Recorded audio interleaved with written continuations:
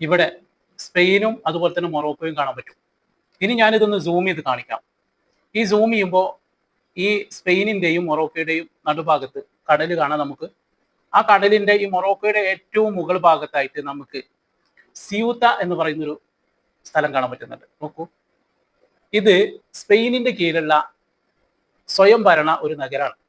അപ്പൊ ഞാനിപ്പോ ഇത് പറയാനുള്ള കാരണം നിങ്ങൾക്കൊക്കെ അറിയാൻ പറ്റും. കുറച്ച് ദിവസങ്ങളായിട്ട് നമ്മൾ അവിടെ നിന്നുള്ള വാർത്തയാണ് വേൾഡിൽ തന്നെ വലിയ ചർച്ച ചെയ്തുകൊണ്ടിരിക്കുന്നത്.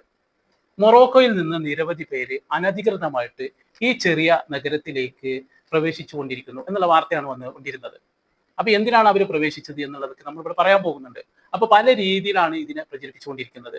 പല ആളുകളും പറയുന്നത് സ്പെയിൻ ഒന്നാകെ കൈയടക്കുന്നു എന്നുള്ളതാണ്. സ്പെയിനിലേക്കല്ല ഇത്.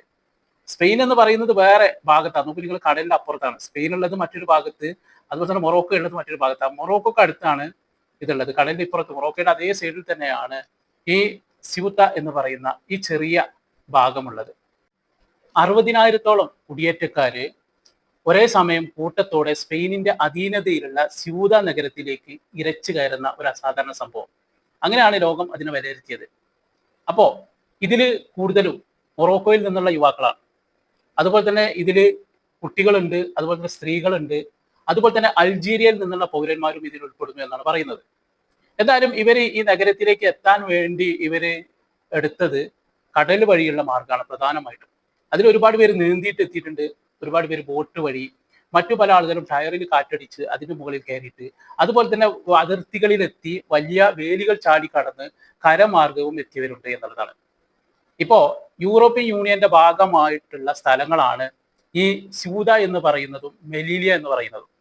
അത് രണ്ടുമുള്ളത് ഈ ആഫ്രിക്കയുടെ കരഭാഗത്താണ്. അപ്പോൾ അങ്ങോട്ട് എങ്ങനെങ്കിലും എത്തിപ്പെടുക എന്നുള്ളതാണ് ഇവർ ചെയ്യുന്ന ഒരു കാര്യം.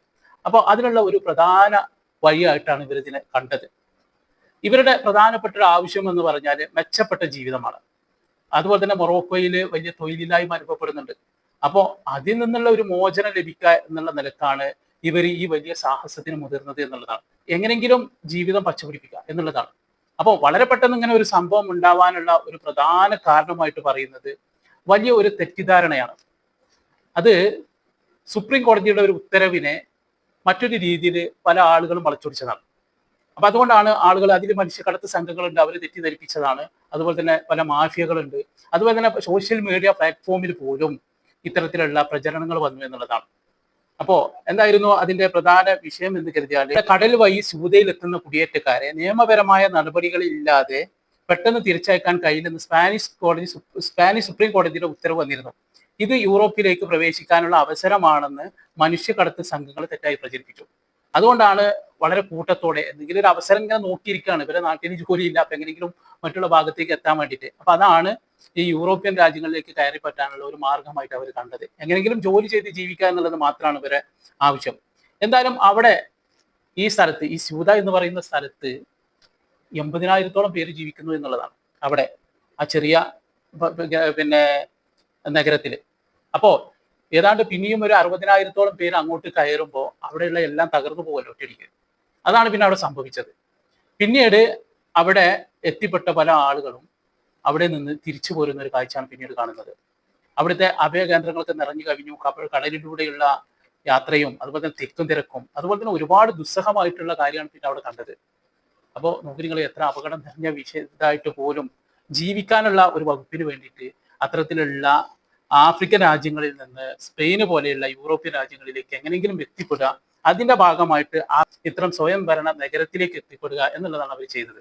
അപ്പൊ ഈ വാർത്തയെ പല രീതിയിലാണ് പല ആൾക്കാരും ചിത്രീകരിച്ചുകൊണ്ടിരിക്കുന്നത്. ഒന്നാകെ സ്പെയിൻ ഒന്നാകെ കീഴടക്കാൻ പോകുന്നു എന്നുള്ള രീതിയിലാണ്.